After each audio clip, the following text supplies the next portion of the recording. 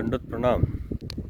आपल्याकडे एखादी वस्तू आहे, ती निरर्थक समजून आपण दान करून टाकतो, कोणाला तरी देऊन टाकतो.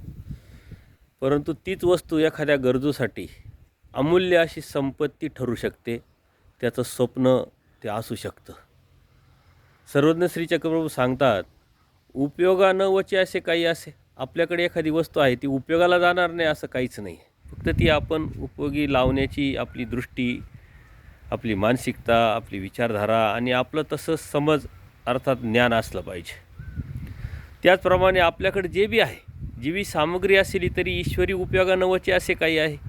म्हणजे आपल्याकडे जे बी आहे सामुग्री, तन मन धन असेल किंवा इतरही असेल, तर ती परमेश्वराच्या धर्मासाठी लावता येणार नाही असं काही नाही आहे. फक्त ती लावण्याची ज्ञान, समज आणि तसा उद्देश आपला असला पाहिजे. अन्यथा जर तसा उद्देश नसेल तर त्याच सामुग्रीपासून हा जीव धर्मापासून सुद्धा जाऊ शकतो.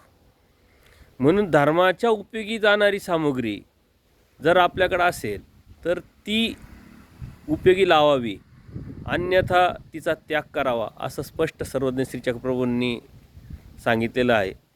कारण परमेश्वर भक्ती, त्या भक्तीसाठी लागणारं जे बी आहे ते फक्त ज्ञान, समज, एकनिष्ठ भक्ती हे अत्यंत महत्त्वाचं आहे.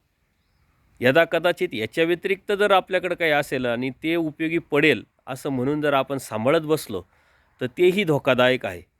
म्हणून धर्माच्या अनुषंगाने उपयोगी लागणारी वस्तू असेल तर ती लावावी, अन्यथा त्याचा त्याग करावा. दंडोत प्रणाम, दंडोत प्रणाम.